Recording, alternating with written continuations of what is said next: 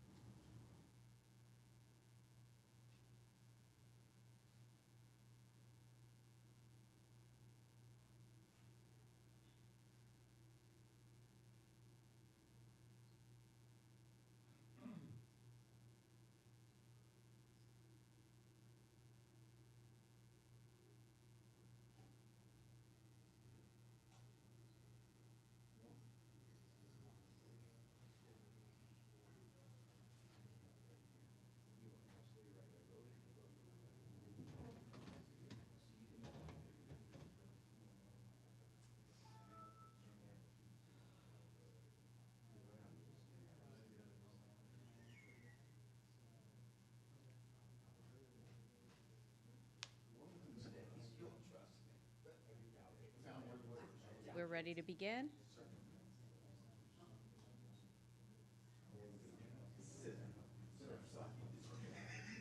Do we have Peter? Is he recording or no?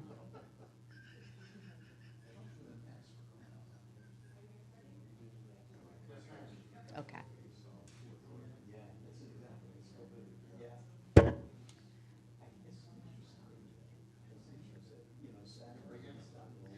If TV's not on, I don't know if they're recording.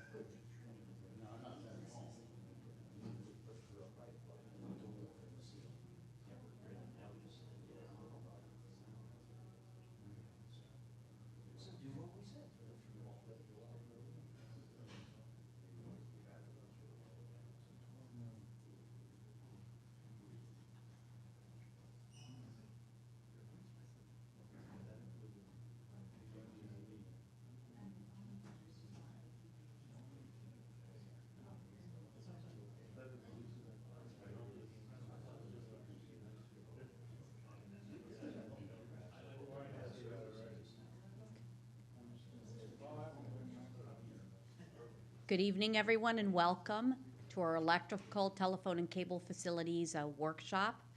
Today is December 10th, and we will be discussing our issues with our underground, or contemplating burying our underground utilities underground.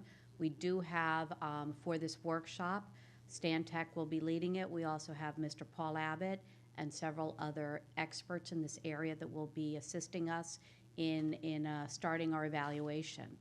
As you all know, this has been a priority item.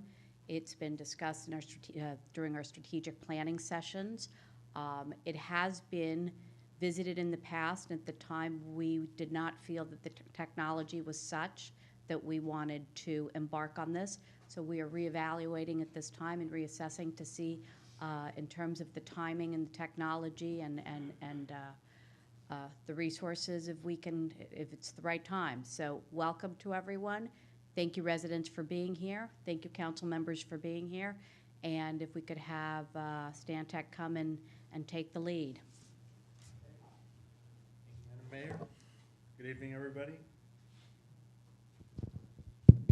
My name is Ramon Costello. I'm Vice President of Stantec Consulting Engineers. With me tonight, I have Sean Compel, also from Stantec, Paul Abbott with HPF Associates. I used to know him as Skyline. Construction Management, and we have several representatives from FP&L tonight here. John Lair, who's in charge of the whole undergrounding program for Florida Power and Light in the state. And these two gentlemen, which I met tonight, and I'll let them introduce themselves. Armando Fernandez, Governmental Relations for FPL. Miguel Perea, Account Manager for the Village. Thank you. As the mayor said, this is a topic which has been discussed in the village, at least that we've been involved in since 2007. So we're going on almost 9 years. Some of this material that we'll present tonight will be familiar to you. Sorry, council members, I don't want to give you my back. If you would feel more comfortable in the audience. Sorry, I don't want to. Okay. Some of you might recognize some of this material. Some of it has been updated to current, with current information, current prices, and so forth. But so what we're looking at is basically what would it take, what would be involved, how long would it take, how much would it cost, what would be the ramifications of bringing the rest of the key underground. And what I mean by the rest of the key is the areas shown in yellow. Today, the area of Cape Florida, which is, you know, the southern subdivision there facing the park, that's all underground, telephone, electric, and cable. And then you have most of the condominium areas and the hotels and so forth are underground as well. And Harbor Point, the little piece coming down towards Mashta Island, that is all underground today. The rest of the residential areas, including Holiday Colony and the condos on Galen, Sunrise, and Woodcrest are overhead today. There's lines behind the buildings that feed the building. East Enid. I'm sorry, East Enid, correct. And everything else is underground. Now, everything feeds from the north. FPNL comes through the Crandon Park to the substation behind the 7-Eleven and La Carreta, what used to be La Carreta, and feeds then into the village. There's a primary line that runs down Fernwood. There's another one that runs down Harbor. There's one that runs down right next to Crandon at the southern end, right before the park, the state park, and the three or four that run east from there. These are overhead feeders, primary feeders that are out there today that would have to be undergrounded along with the rest of the distribution that comes off of that and takes care of this whole area. Does the power lines coming into that substation, are they underground or above ground? Well, I know there's an overhead line that runs through the park. I've heard there's also an underground line, but I don't know. I've also heard there's an underground line that comes in near Harbor Point that was put in for Nixon. And so I don't know exactly how it's fed from there. Maybe FPNL can clarify that, but for sure there's an overhead component. And that's an interesting point to bring up, because when you underground a whole village, for example, you're still relying on part of it coming in on overhead. So you're still, even though you might be all underground, you're still vulnerable to things that are endemic to an overhead system because it's being itself fed from an overhead system. So you're never fully underground, but at least the part you can control it would be. Okay, so this is a typical overhead feeder running down Fernwood. This one's been hardened. They put in the concrete poles 8-9 years ago, whatever it was. That would be part of what you would see typically going underground. This is the one going down Harbor, but this is just to give you point out the different elements of what would need to come down. Up at the very top of the pole is the high voltage electrical lines of Florida Power and Light, and then those trash can things hanging off the pole, those are your electrical transformers. Those, as you'll see later in the presentation, come down and they're actually laid on the ground.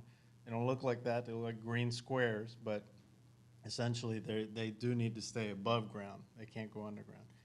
And then you have your electrical service dropping to a house. In some cases, it runs down the pole and then underground to the house today. And then down below, hung below the high voltage FPNL, down below is the low voltage cable and phone systems. That's the darker, fatter, black wires hanging down lower. So that's what we're talking about, bringing all that underground, and the pole goes away. And this is a typical primary that runs behind one of the one of the condos on Galen, I believe. So when I said those transformers, those big trash cans on the poles that would be brought down, those electrical transformers would be replaced in an underground situation with the box that you see with the numbers on the little concrete pad. That would feed typically anywhere from 2 to 4 homes, depending on the size of the homes in the area. And then you would also see the little black box on the right and the little white pole thing on the left, which are the cable and the telephone equipment that would need to be above ground as well. So this is a typical installation. This is one done just a few years ago when the town of Golden Beach was all put underground. We were the design engineers. Paul was the construction manager, and John Lear, of course, and his team were instrumental in helping to get this done. This is some of the larger FP&L equipment that contains switch gear and other electrical equipment that they need for the system to run.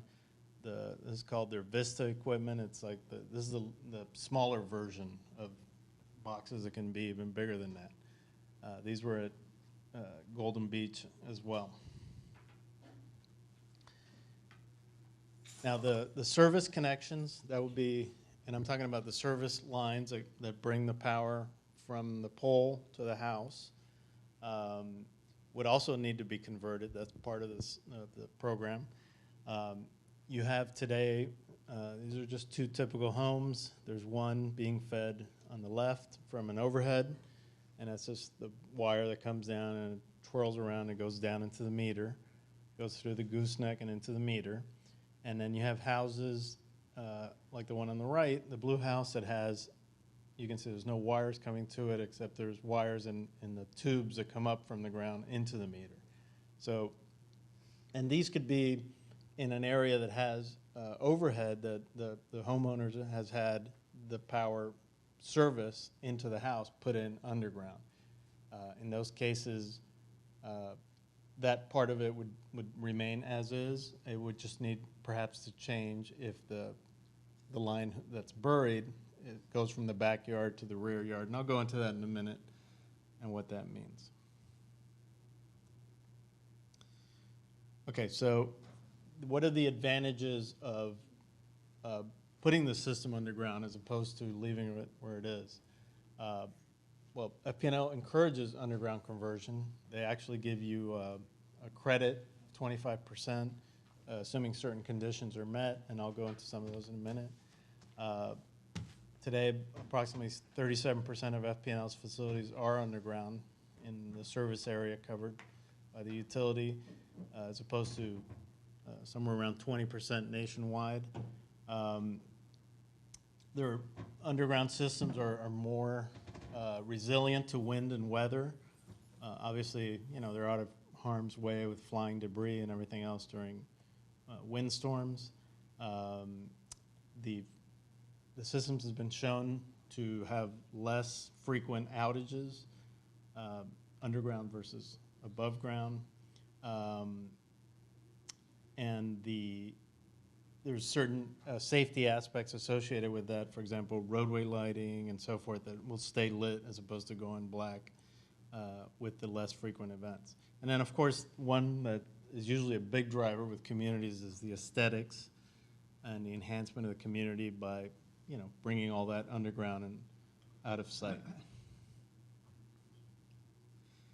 There's also disadvantages. Of course, the construction inconvenience and disruption. I mean, it's not like the water and sewer project or the stormwater project in the 90s, but it's still construction. You got equipment in there, digging, and the whole 9 yards. So that would be part of it. When lines are damaged that are underground, they're typically more challenging to locate as opposed to you just drive by and, oh yeah, it's there. You have to actually dig it up and find it. So sometimes that prolongs an outage if they need to find something, find the problem and fix it. It's more susceptible to flooding because you have ground-mounted equipment that's on the flat ground as opposed to 20 feet in the air. And so it's the overhead system is more vulnerable to wind events. The underground system is a little more vulnerable to flooding events.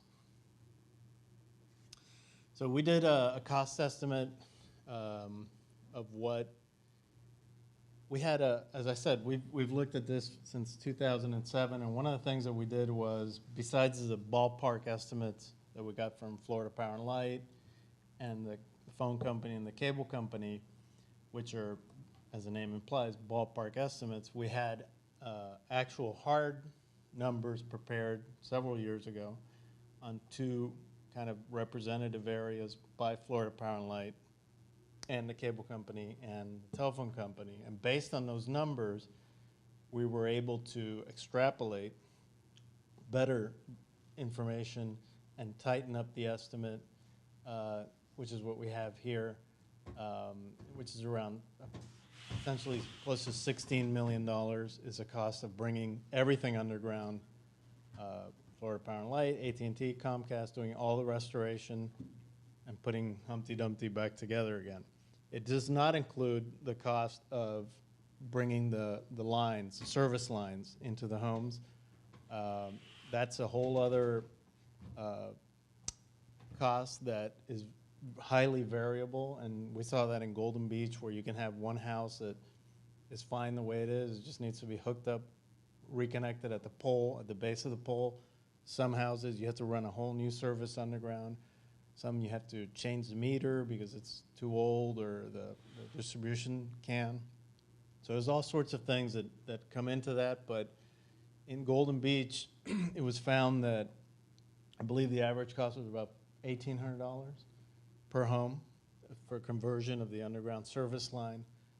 So you multiply that by 12, 1,500 homes, whatever it is, it's a lot of money. And that's another issue that communities, and I'll go into a little more why it has to be done in a very controlled fashion, but communities like to take control of that in their projects. And there's ways of having it done and paying for it while still keeping the project going. So this is the, let me go back for a second. So this is the overall, one whole shot, 16 million.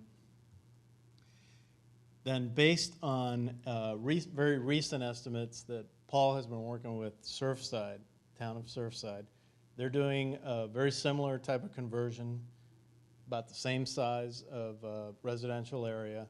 They're doing it in 3 phases. FPNL, in working with them, they like to do things, for something this size in phases. So Key Biscayne would likely be 3 phases as well. And based on the numbers that we've been looking at from Surfside, we did a separate estimate of what it would cost, and we did a couple of what-if scenarios. And this is per phase, so we're talking about phase 1 of 3. So it would be 3 times that. So it's kind of close to the other number we came up with. And this is for FPNL, self-performing all of their work, and then AT&T, Comcast doing their work. So that's the kind of the most expensive option. And then and what that means is FPNL will do the work on the left. They have their own trench. They put in their own systems. They have their own cover, and so on and so forth. And then on the right, AT&T and the cable company will come in and do their work. They typically put it in a little shallower. It's a different materials and everything, so it'll be 2 different crews working 2 different trenches. Then we did a second scenario, which is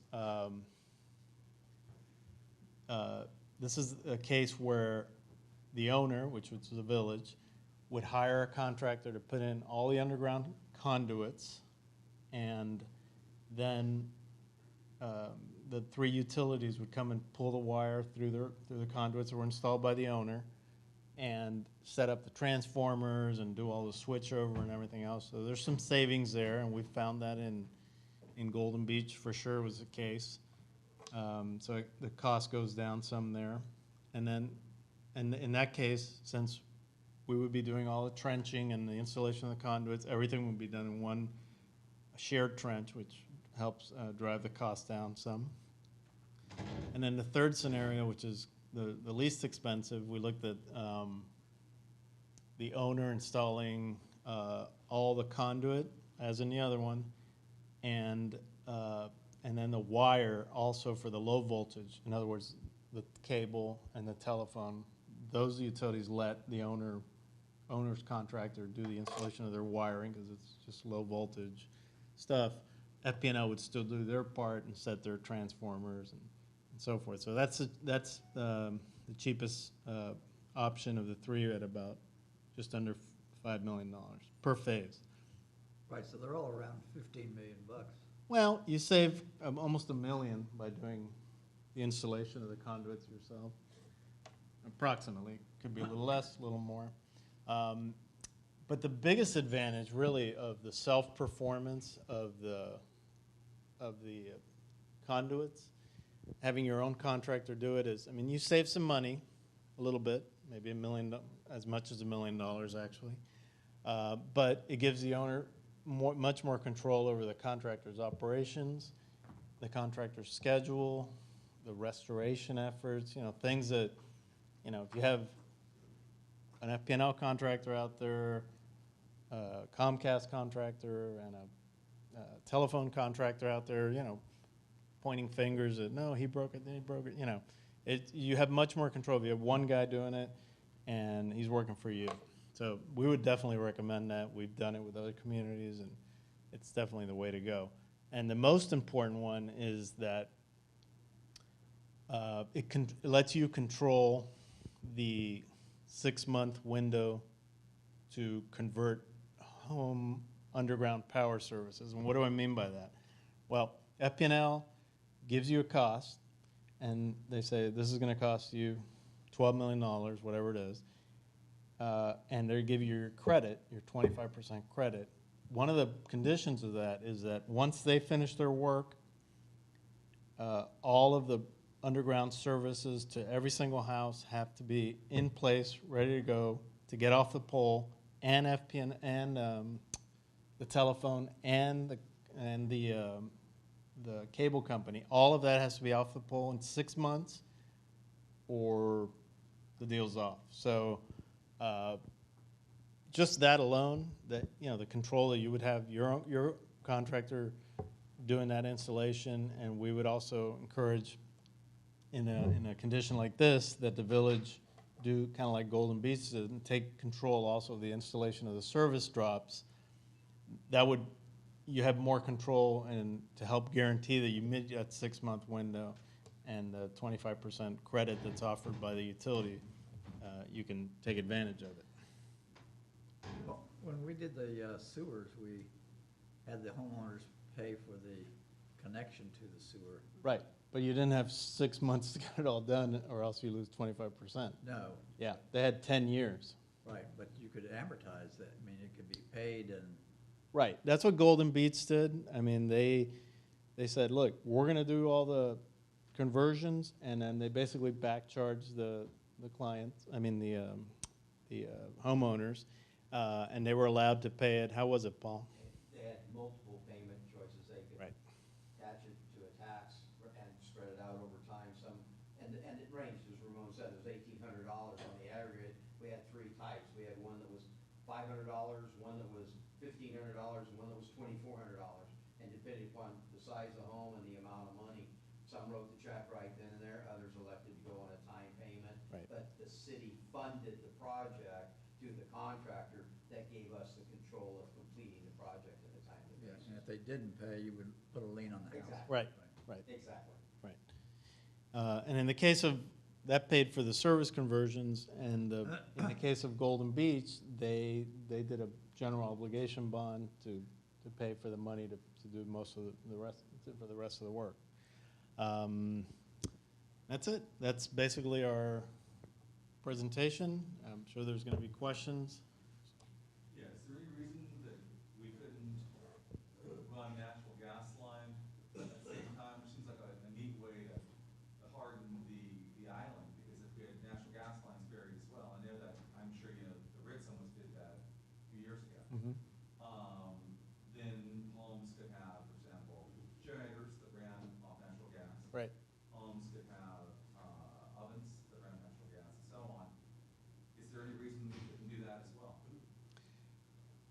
I mean, it's just additional funds that would need to be, made part of the project. I don't know. I can speak to yeah, that. go ahead. There is one difference with the gas and the federal regulations. Oh, I'm sorry, thank you. Yeah, I'm sorry. We encountered this in Golden Beach. We wanted to get service, even if the home at the point in time didn't want gas. We wanted to, while we had the streets dug up, we had the trenches dug, if the owner doesn't subscribe to the gas service at the time, federal regulations will not let you take a tap to the property. So it's a great idea if you can get enough residents to concur to the obligation and want the service. Logically, you would think we'll put the mains in and we'll just put stubs in, and then when it's time, you tap it in, and it's a little more complicated. But certainly, with the excavation and the work and the new poly lines that they're using with gas now, absolutely the right thing to do. But you have to get a pretty strong consensus of the community to be able to federally do it.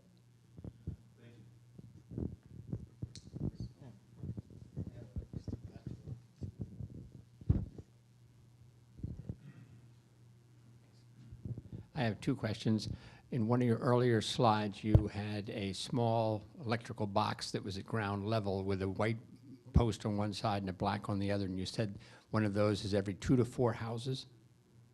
That one? Yeah, well, we had them at Golden Beach, I think we had them one for every 4 houses. So it was one every other house on opposite sides of the street. Okay. The second question was, I know this is probably being terribly naive, you kept saying owner's choice to connect to the house. Yeah. I'm assuming you don't mean individual owners have that choice.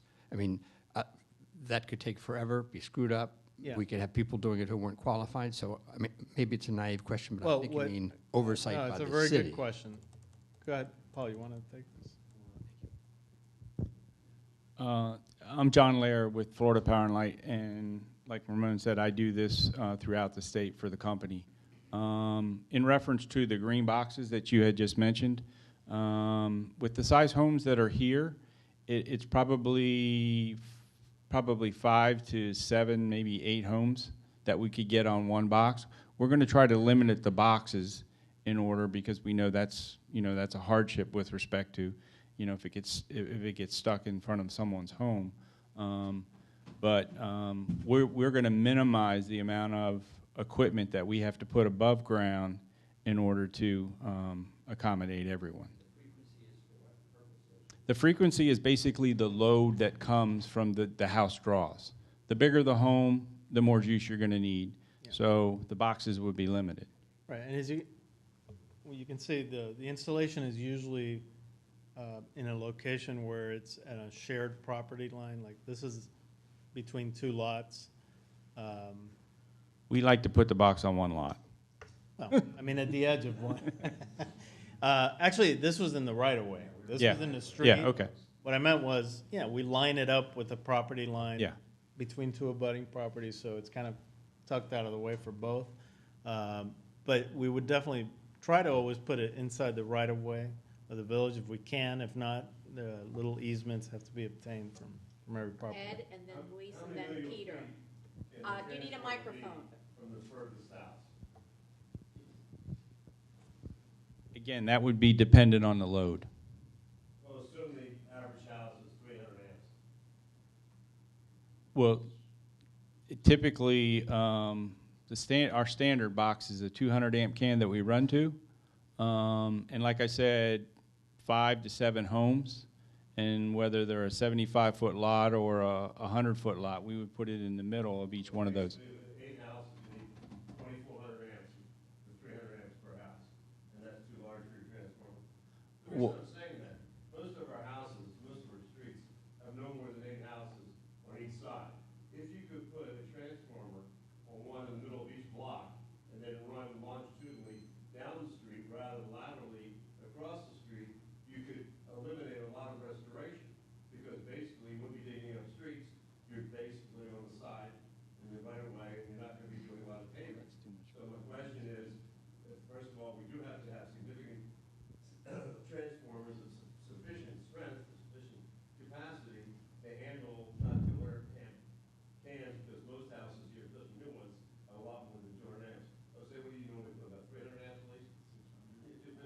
Yeah.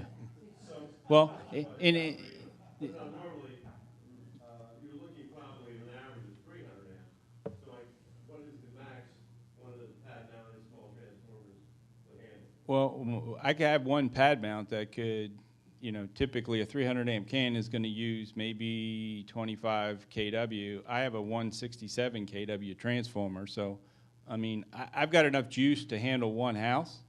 But what I'm saying is we're going to design it and lay it out, and I think I'm answering your question. If there's 8 homes on a street, on each side, typically what we would do is look for the middle and put a transformer in the middle. We try to stay on one side of the street, and we would feed it from that transformer. And so on that street, we would probably have 2 transformers. That would be as long as nobody has 3-phase. That's a whole different issue. Single phase home, that would be the size of the box. Some homes, I apologize. I don't know the area. Some homes may have an elevator, or if there's a davit for a dock or whatever, instead of one box, they probably have a 240 service 3-phase. There would be two boxes side by side.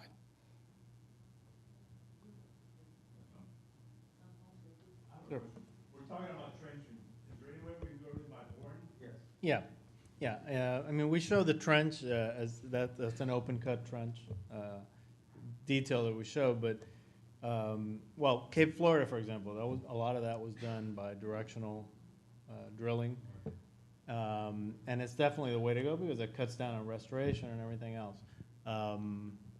In Golden Beach, it was done. Most of it was done open cut because we were redoing the street anyway. Combination of both also.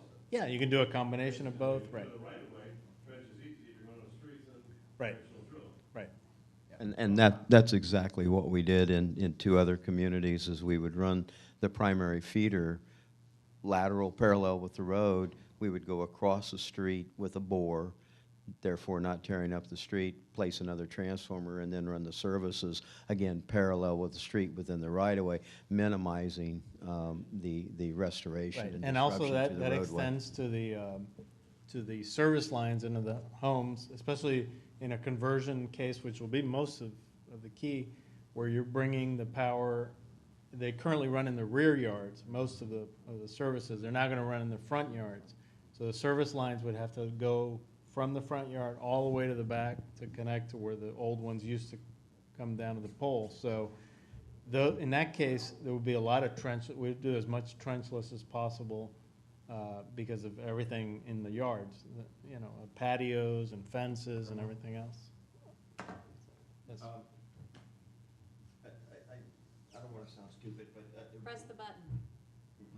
why does it have to be in the front? And why couldn't it be in the, why couldn't we keep the boxes in the back? The reason is the program that we established after hearing the 2004-2005 storm season. After we heard 2 things from the municipalities.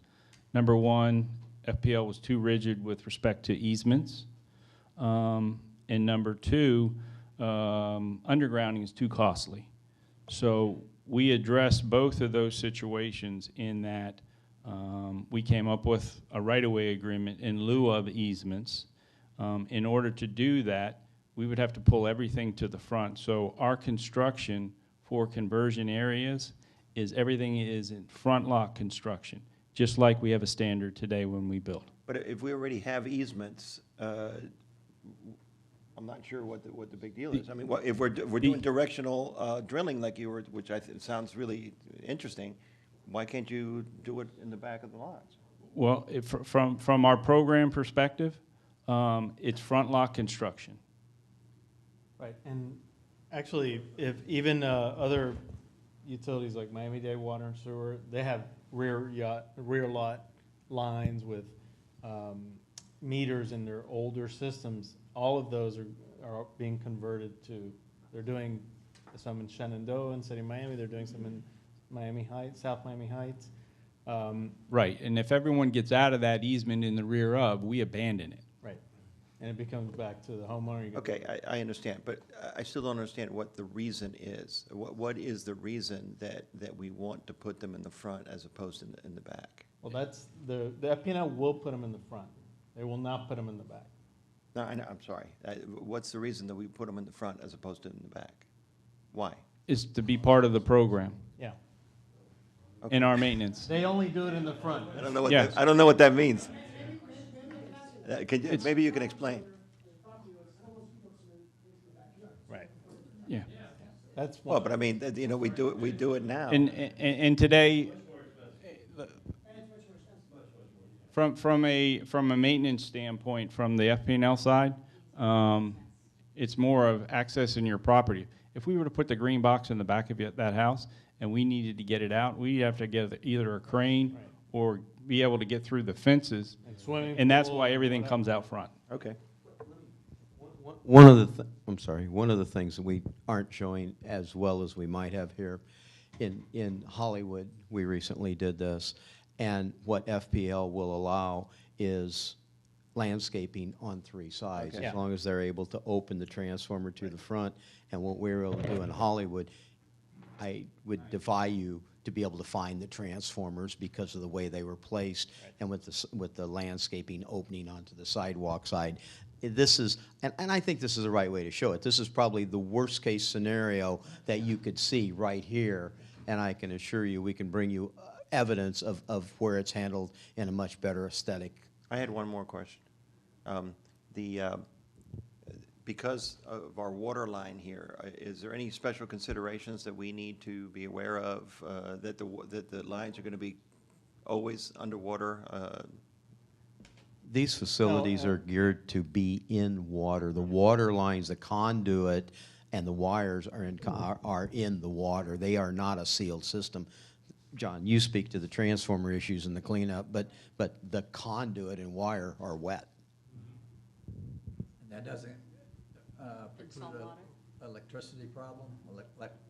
Electrolysis? In most of the, I guess again, I apologize. I'm from the West Palm area, and I'll just give you a good example. I'm in the process of working with Palm Beach today, and our feeder circuits, as Ramon was saying, that we have overhead, when they come from the West Palm side, from the west, and go under the intercoastal, just like we have here in Miami Beach probably, there's a lot of lines that are under the intercoastal that have been there for probably 40 and 50 years. So that kind of cable can be susceptible being wet all the time, similar to when we put these in conduits, that conduit can get wet and still service. Yeah, but this is the Barrier Island, not West Palm Beach.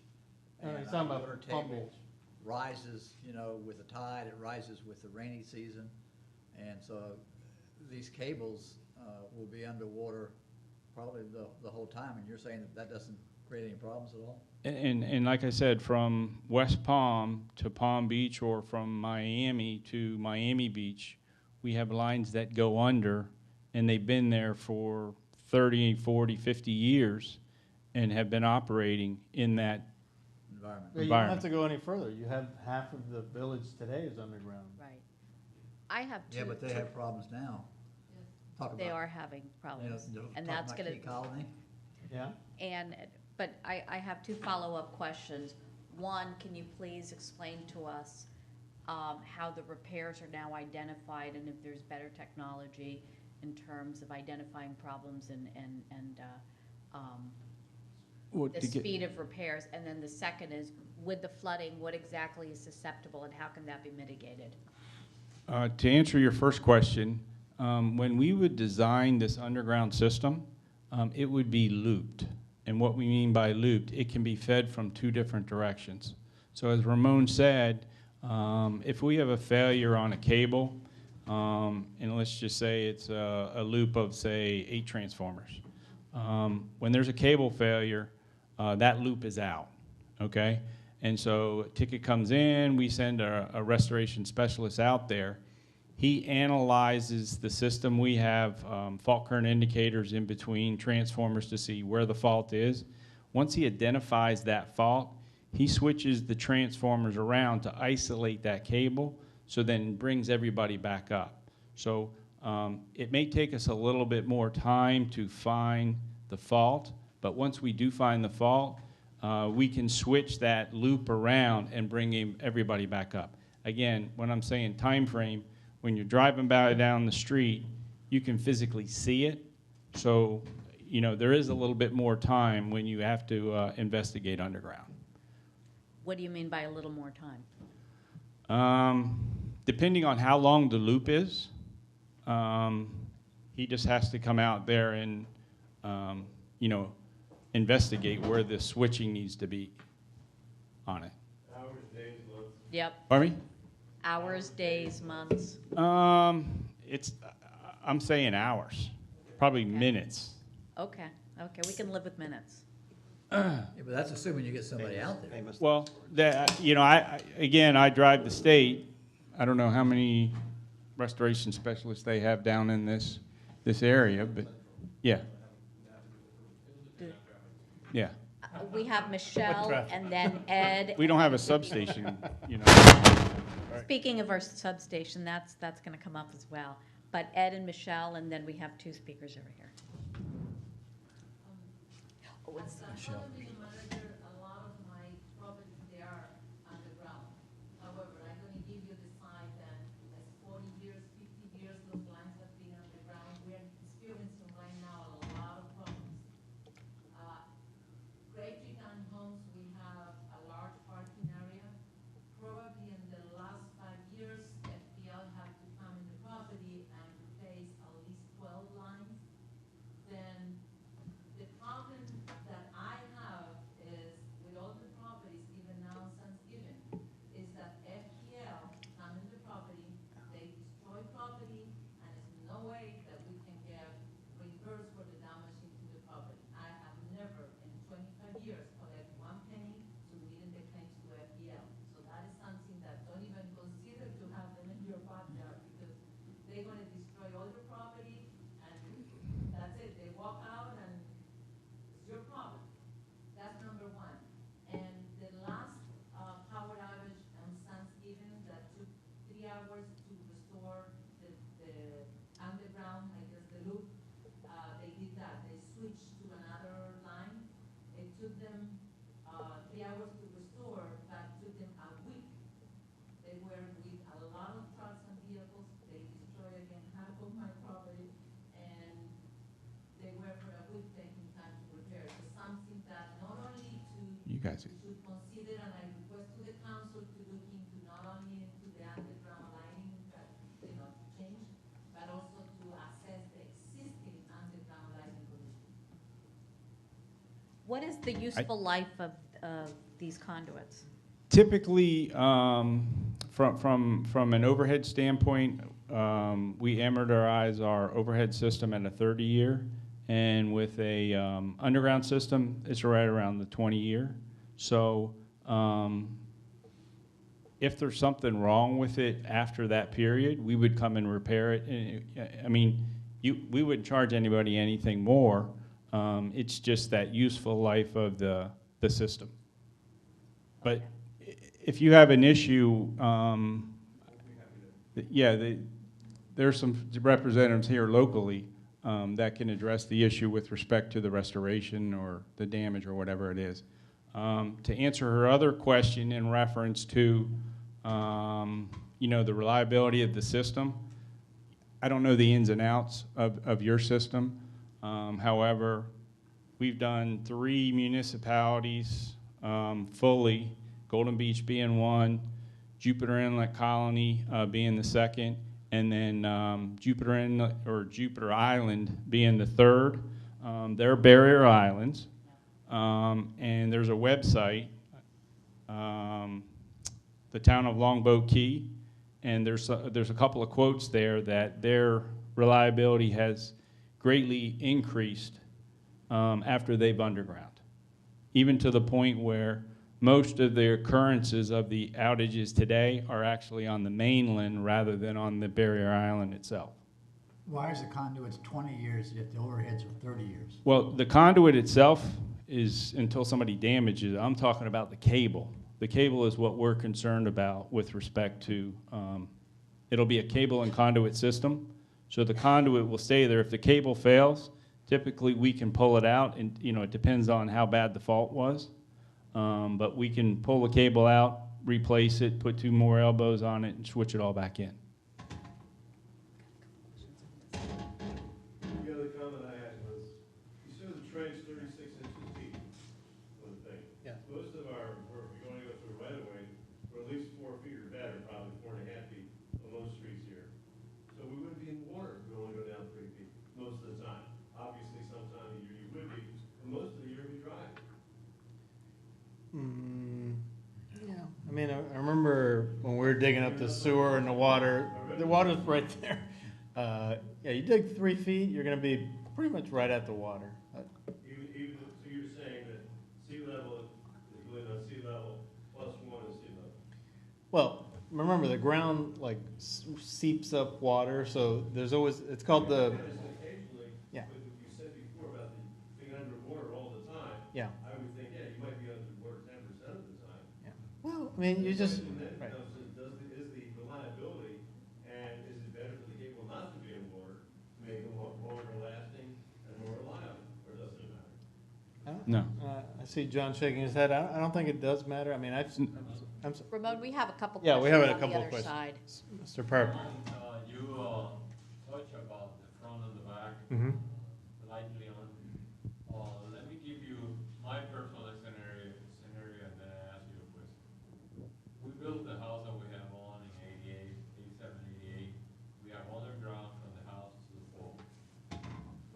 In the rear yard. The pole in the rear yard. Yeah. What do I need to do to convert to the new system? Well, typically what we did in Golden Beach was a line was run from the transformer now in the front, down the side of the yard to the point where your underground meets the current pole. And then it That's comes, way at the back. yeah, Yeah. rather than going all the way to your house You and read- getting through maybe the patio, the pool, whatever, we just went all the way to the back to then you already have the run into your house. But if in my case, it's in the front. Oh, then it will be easier, we just go If straight to it. everything's right in the front. Then we go straight to it. We'll go right straight. We'll go the easiest way Abandon the, and forget about the other stuff, right? We'll go the easiest, I mean, if it's just grass from here to there, that's, yeah, that's what it is. absolutely. You know, because the service was put up front at the time it was built. Okay. Well, that's unusual. I mean, usually we find the other thing. It's somewhere else and it's much harder to get to. So, yeah, it would be the most economical, least intrusive way is the way we go. So basically, whatever is existing to go to the back will be abandoned and simply connect to the front. Yeah. And the meter and the service in the front. Correct. Thank you. Yeah? I'm amused when you were talking about that in 2007. We moved out here in '79, and we learned pretty quickly that we were about to depend on an electrical alarm clock to get us up for work. There was no way it was reliable then, and that remains the case. I think we still have a lot of infrastructure needs. Post-hurricane, we were really lucky. Day 6, the crews rolled in and were greeted by us and all of our neighbors with not so iced tea and cookies and cake as they were restoring our power. Our crews were from the Midwest, Indiana, Ohio. And as they restored our power, they were laughing at our equipment, saying, "My God, we haven't seen this stuff in decades. We can't believe the transformers that you have. We don't even use this stuff anymore." No, that was Andrew. We still have the same equipment. There's a lot of infrastructure needs, and remember too, our fledgling government soon thereafter, Village of Key Biscayne decided its second or third from the top priority was burying the electrical lines. So it's time. Let's go ahead. The cost would have been a whole lot less then. Sure. And I wasn't, since a lot of our system is due for replacement anyway, or overdue for replacement, it would seem like FPNL would bear some of that cost, not just the village. Well, it's part of the it's all part of the equation. It's section 12 of the tariff. I think Armando, when he sent the ballpark estimate, which was $12 million back in, I think it was August, within that package there was the tariff, which the equation on how we come up with the cost of that $12 million, it breaks down each one of the components from the underground job, the overhead equivalent hardened credit, the net book value of the remaining facilities, the removal cost, any salvage, a small component of the operational differential, and then once that number is established, then we take the 25% right off the top of that from a qualifying project. So if the village was to do the whole key, it would be a qualifying project. Right. So they do credit the equivalent cost of replacing the overhead. That's part of the equation. That's part of the It's all equation. baked into these numbers. Absolutely. I'm sorry, Sir Ron, this gentleman had a question. So, if I understood you correctly, you said that the last 20 feet aren't going to be changed. The stuff that's already buried on properties. And my concern with that is, one of the advantages from doing this, I would assume, is that Comcast and AT&T are going to drop fiber optic lines that are, 2015 standard lines as opposed to whatever the heck we've got out there right now. They did it at Golden Beach. They changed everything to Right. If you're gonna do U-verse. that, then if you're gonna bottleneck at the old spot, if you don't finish those last 20 feet or so, you're not gonna get any increased speed. For the cable, you mean? Right. Well, I mean, I think the point I was trying to make is that we would rather go to, we'll work with the individual homeowners, and we did, to make it as least intrusive as possible, because typically the closer you get to the house, there's more stuff there, whatever, pavers, or, we just try to make it as least intrusive as possible. But if we have to go to the house, we go to the house. And- Sorry. Most, on the areas that you show in yellow, most of them were the 1, 2, and 3 tropical asphalt division, which is the oldest one, that were, the development is in the 1950s. Right. 1950 to 1960. Right. So that's pretty much the existing equipment that the lady here was saying. So we should be getting a good size, replacement body for that. Yeah, pretty much full replacement value. Councilman? I don't know if you know the answer, but how long is our contract, do we have one, with AT&T and Comcast to provide service, giving them a license to provide service? I don't know. I don't know what the. Because then again, is it an exclusive license? I don't think there's an exclusive license anymore in cable television. No, it's not. It used to be. And they don't want to contribute or do something else, would we then say, fine, who else, I'm sure there's other systems available. I don't really know, but I know if you look at the cost, the big 800-pound gorilla is Florida Power and Light. Out of 15 million, you got 12 million. Listen, I understand that. Yeah. There's no other electric company we're stuck with, but that's not what we're talking about. The question is, we aren't stuck with AT&T and Comcast. Yeah. Oh, I don't know. Again, I don't know what your agreements are, but Find out if you don't know. Yeah, thank you. Jose, I know that in all of the homes that you've been building, the new houses, they're all underground power lines. Have you had any problems with that installation coming out to, I assume, to the street or wherever? I don't know. The biggest problem you have is the old transformer, So if you're feeding to a pole where you have an old transformer, that's where you have a problem. Right. But we don't have any problem with the underground. I do have a question. sure. If the village sorts it out, all the underground, Yes. whose responsibility is to remove all the poles and wires? Florida Power and Light.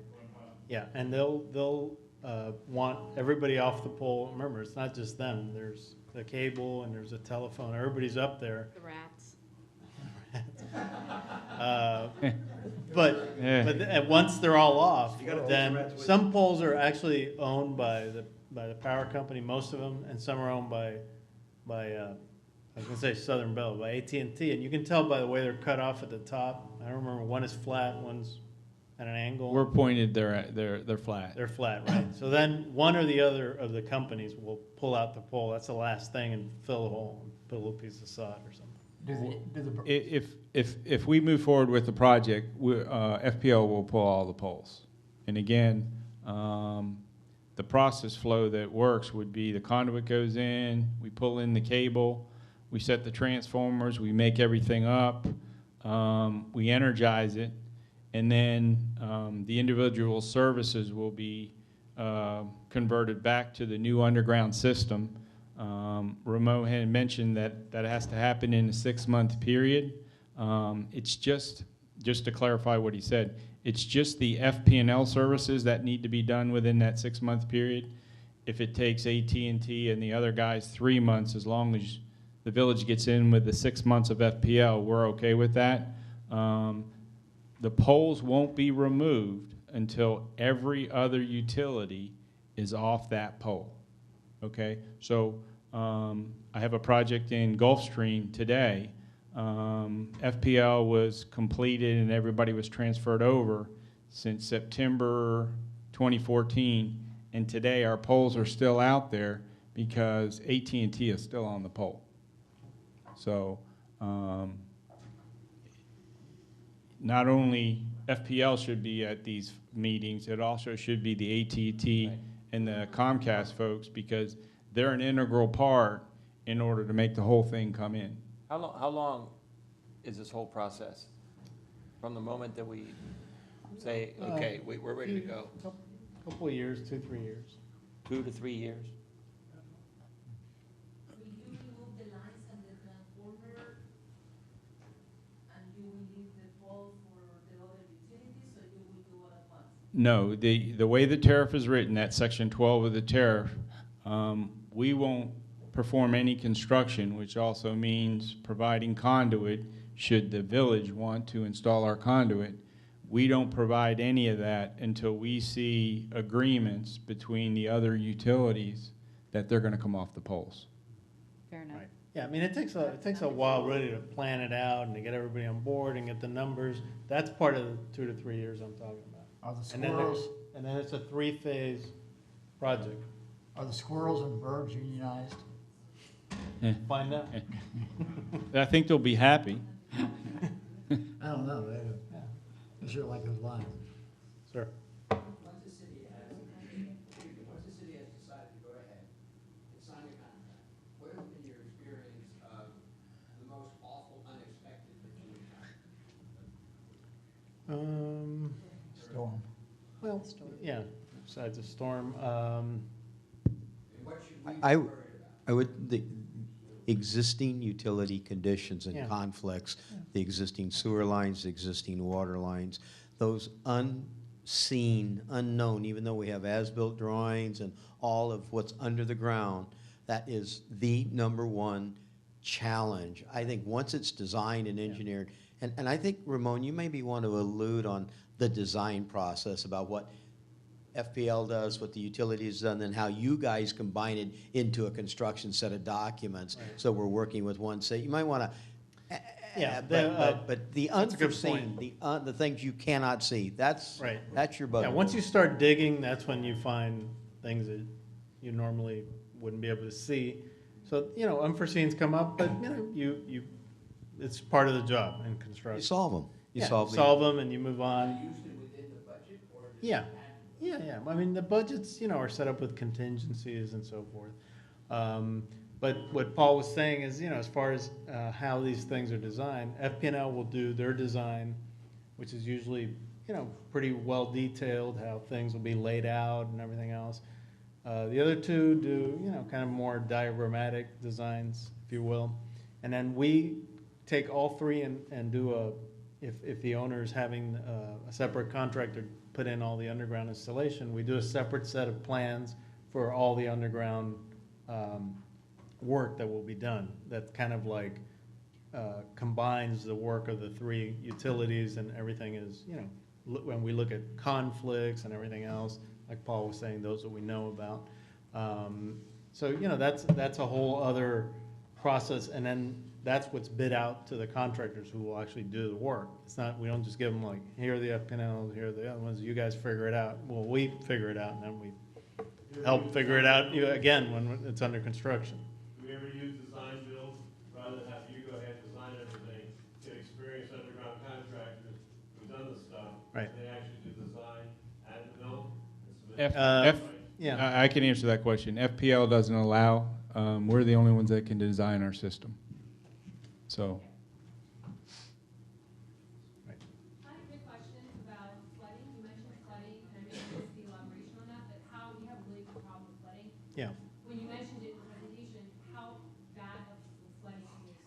Well, I'm talking like storm surge, hurricane storm surge. Because, you know, the water comes up this big and then the transformer's here, it's gonna be underwater. Let me just, With the installation, isn't the flooding, when you talk about the installation, being a problem with flooding, or? No, I'm saying the flooding, what's put on the ground is gonna be more vulnerable to damage from flooding, from, you know, storm surge flooding.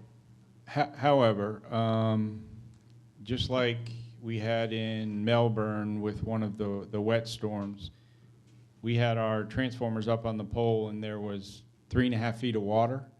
Until that water recedes, FPL doesn't restore service, okay? So even for overhead. In the case of a transformer, let's just say there's some low areas with respect to, you know, I don't know how bad everybody talks about the October tides and whatever. I don't know how bad it was on this island.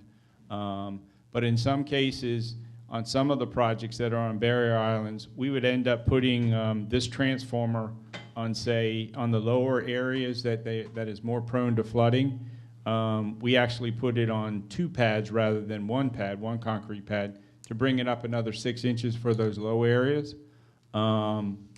With reference to, let's just say that there is a storm surge and the transformer does get flooded. We have a process where we would have to come in here and decontaminate each transformer, and then we spray it with silicone, and then we try to energize the transformer itself, and if it holds, we go to the next transformer, and that's the process that we take.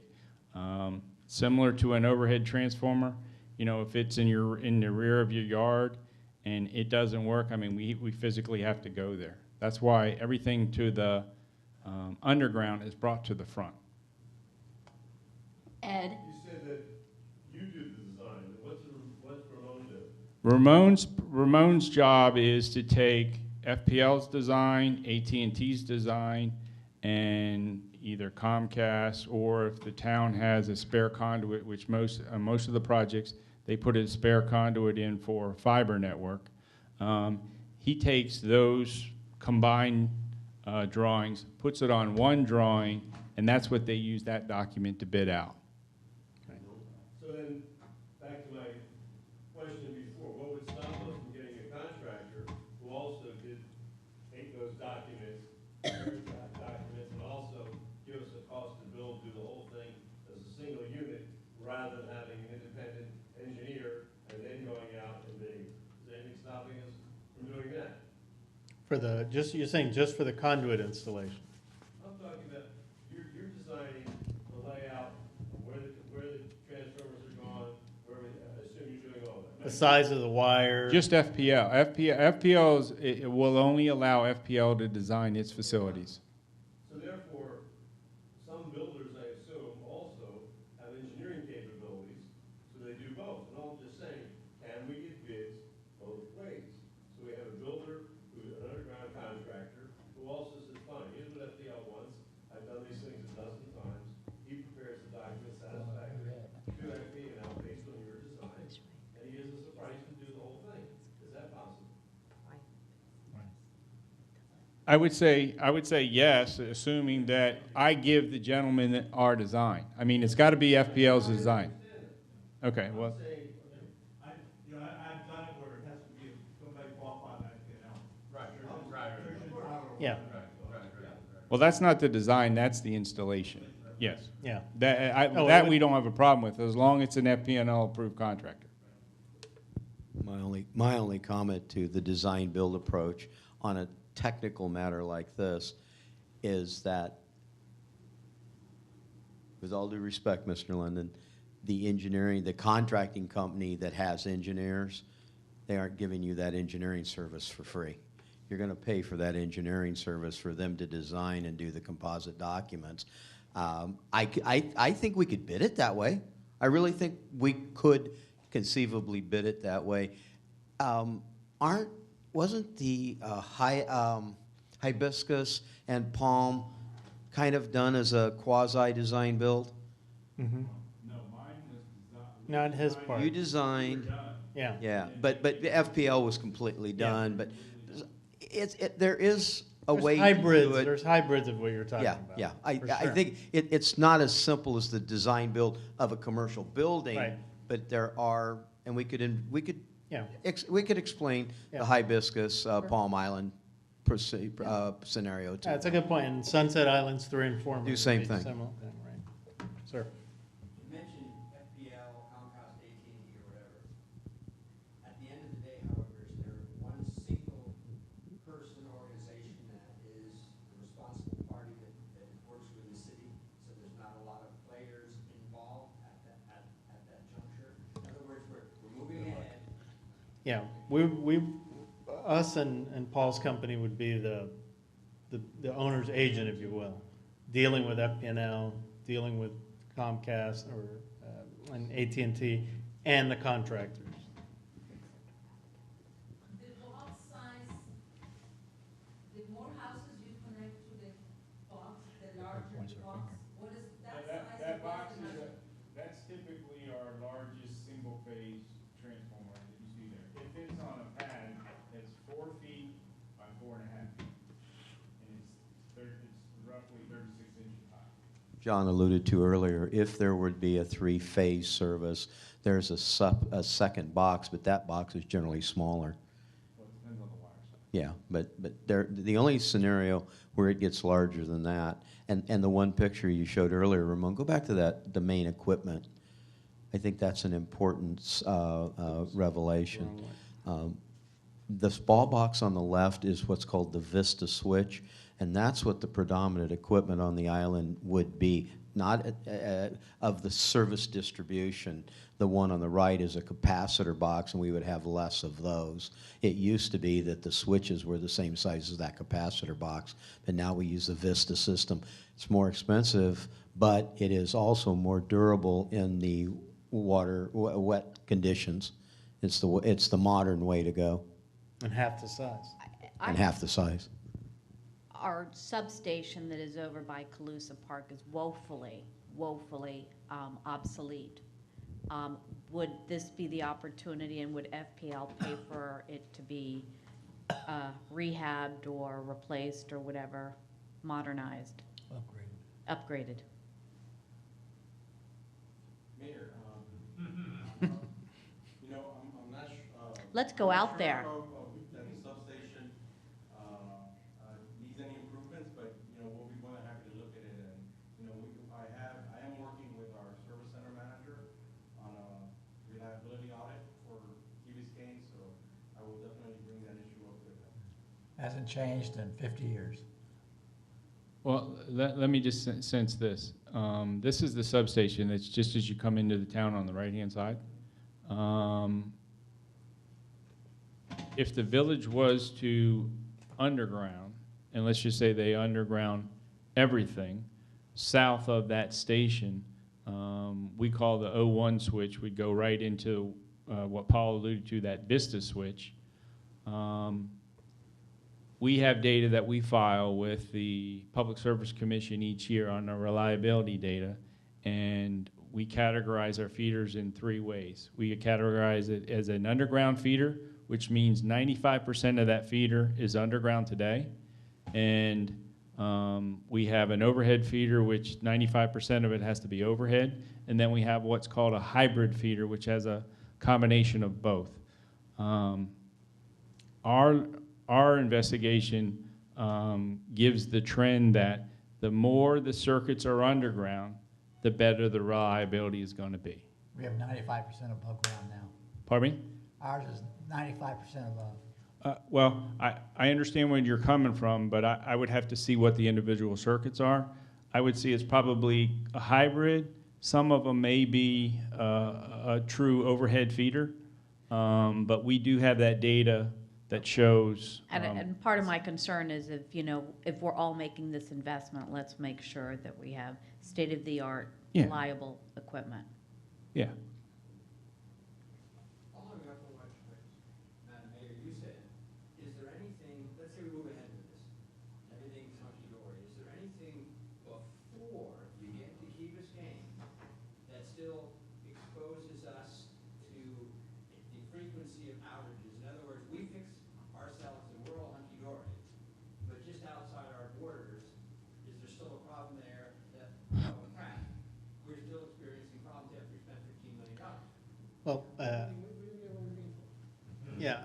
The line that feeds the substation that has just been talked about comes in overhead through Crandon Park. Is it a good line? Is it up to date? No.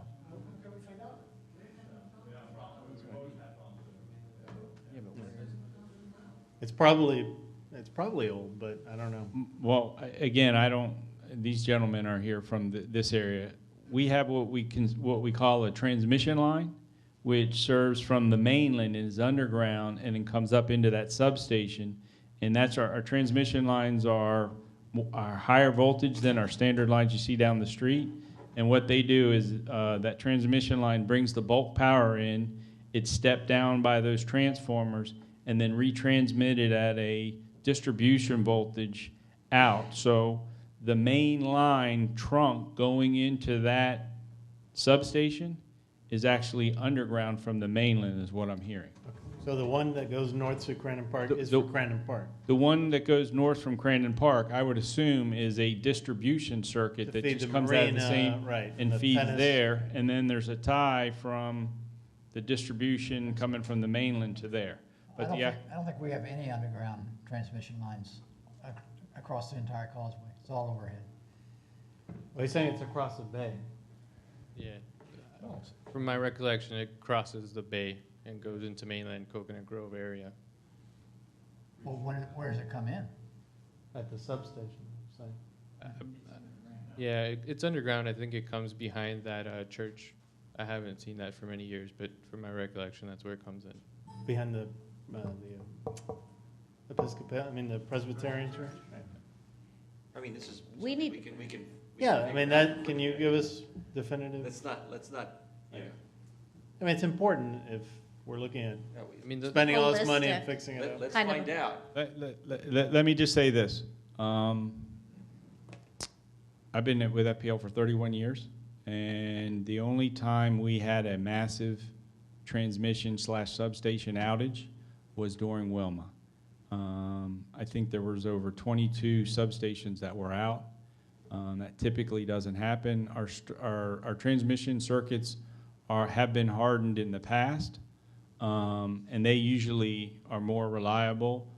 However, during that wind event with Wilma, it sat there and churned and churned and churned, and that's where the devastation was really the transmission circuits. And our first ball was to get the transmission up and then get the substations up. And that's why it took us a little bit more time to get to the distribution. It was just getting those transmission circuits up. Yeah, but all your transmission lines came down in Andrew. Pardon me? All your transmission lines came down in Andrew A lot of them did. because you didn't factor in the weight of the debris that was going to end up on those lines. Well, it was like a kite. They were like a kite. Once the debris got up in the air, it just blew the lines over just like being a kite. You're correct. But my point was, most of the storms or events that we had other than Wilma, the transmission system stayed up. And we'll verify how the transmission is fed into the Key Biscayne sub. Right, okay. Please. Do we have any additional questions? I want to thank everyone who's present. I want to thank FPL for being here, Ramon, Paul. It's been incredibly informative and helpful. We've got a lot to think about. Thank you very much.